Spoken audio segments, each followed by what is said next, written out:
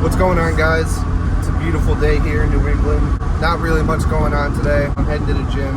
And after the gym, I think I'm gonna go drive the 2JZ because it's been like a month since I drove the thing. Yeah, we're gonna see where this video takes us. We're in the Benz. I got these new DSG paddle extensions.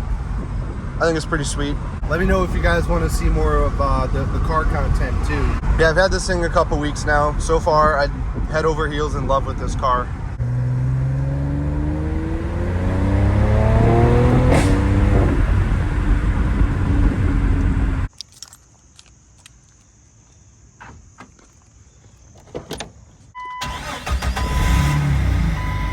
Now I'm confused.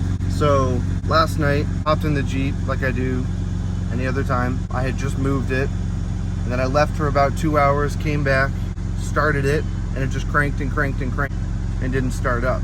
Like, okay, it's probably a bad CPS. I was planning on just swapping it out, but before I did that, I said, hey, let me just hop in the Jeep and try starting it. And that's what you just saw. So I'm kind of confused right now. I don't know if it's still a bad CPS. It just randomly died. I had no symptoms of a bad CPS before this. Okay, so I made the decision, since I already have the part, I'm just gonna change the CPS. So it's not really in the easiest spot, which sucks, but I'm just gonna do it because it didn't start last night, fired up today. Sounds like a CPS. I'm just gonna change it because I already bought it and hope for the best. As you can tell from the look on my face, I'm all sweaty, but I got her out. This was a pain in the ass, to say the least. I used an extension with a 7/16 swivel head. Basically just went up from underneath with the extension and the swivel head. And I'll try to show you here, but honestly it's really hard to see from this angle.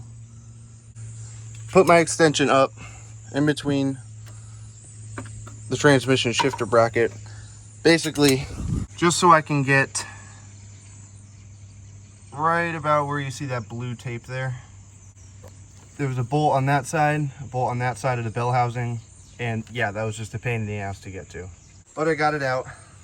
Now I just need to throw the new one back on, and hopefully this was the issue. I guess only time will tell.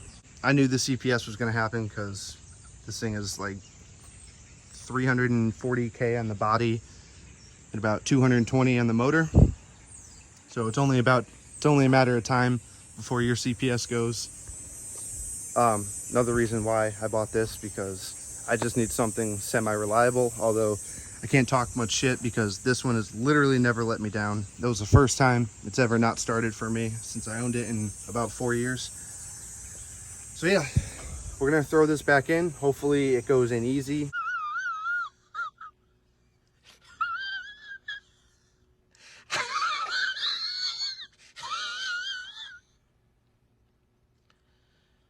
All right, moment of truth. I got the new CPS installed. There she is. It was a pain in the ass. I mean, pain in the ass. I actually had my sister come and help me, and she hooked it up. I don't think I could have done it without her. I'm not even lying, because she helped me. I needed a second pair of hands. Enough talking. Let's see if this thing starts. Like a dream. That's what we wanted.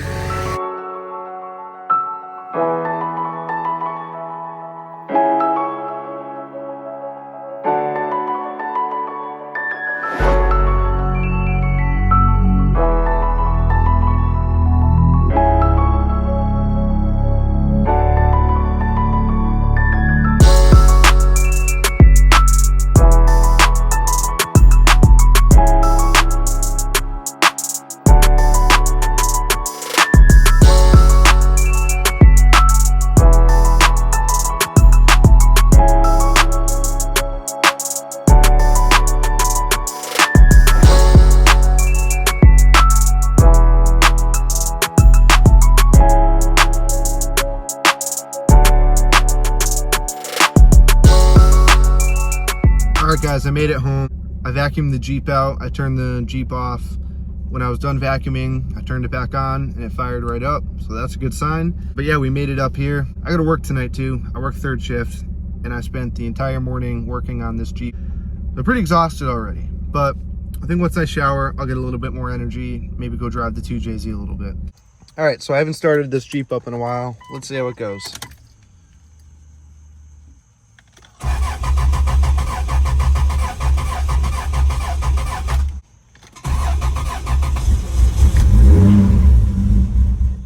Oh.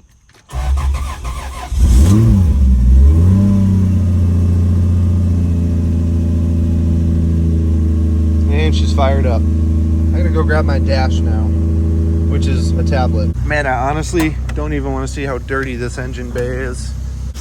Oh, it's actually not that bad.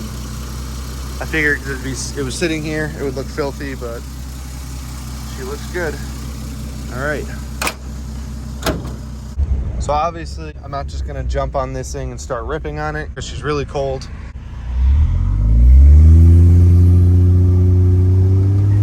Can't forget to shift. A lot of people think that's fake too. I can assure you it works.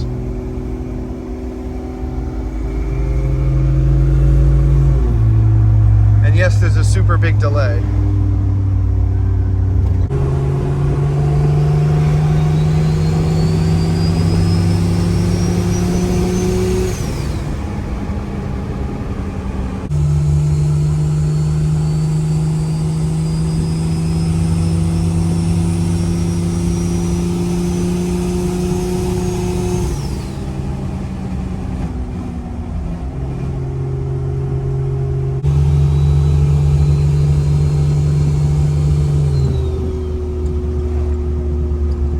The next day. It's a new day.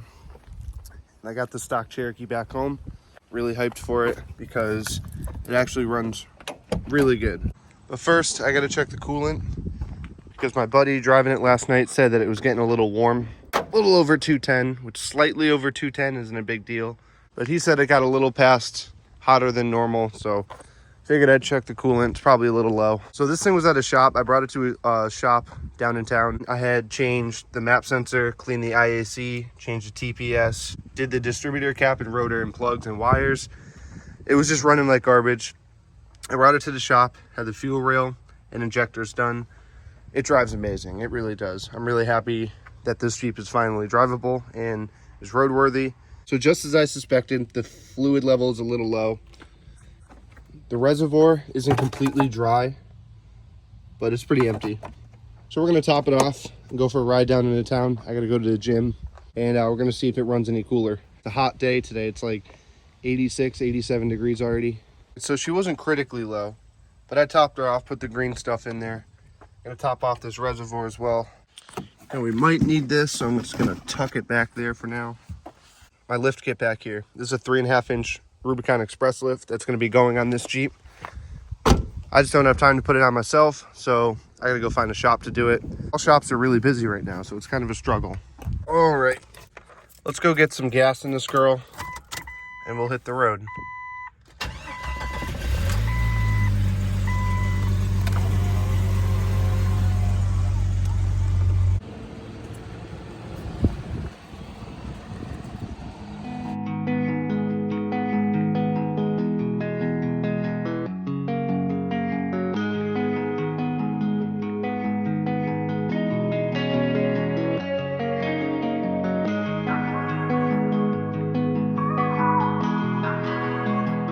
So in Massachusetts, you gotta have a state inspection sticker. I know, it's really lame. I bought this one from New York, so it doesn't have a sticker. So let's just cross our fingers we don't get pulled over. I made it to the gym. Honestly, the Jeep's running pretty good. Temps are pretty good, considering it's almost 90 degrees out today. It's rising a little bit because we're parked here. I might just sit here and see how hot it gets while we're idling. The oil pressure seems good. Check engine light, I ran the code before I left. It's an O2 sensor. The guy who did this, who did the fuel rail and injectors and the exhaust, just welded in a pipe. Didn't put the O2 sensor in because I'm gonna be getting a new exhaust anyway. I'm also getting a code for a fuel level sensor as well. So that's good to know. Just a quick update. I got the AC on full blast here. I do have a vacuum leak, so unfortunately, when you have a vacuum leak in a Jeep Cherokee, when you have a vacuum leak, everything defaults to the defrost vent.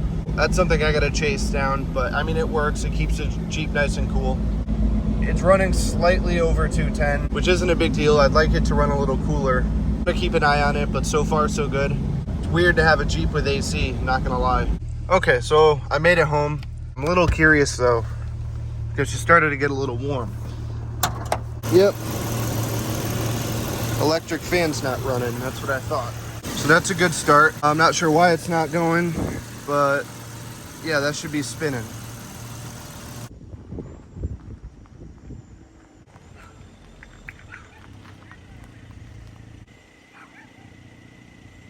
Alright guys, that's going to do it for this video. If you enjoyed the video, make sure to hit that like button, hit that subscribe button, drop a comment down below, let me know what you guys want to see in future videos. I'm really excited to get this project Jeep lifted and hit the trails and have some fun, make some good videos for you guys.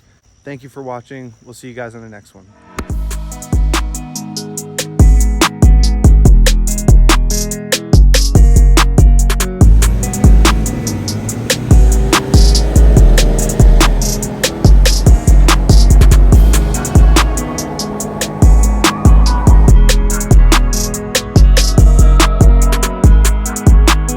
Yo, these dudes are moving on these electric skateboards. Look at that.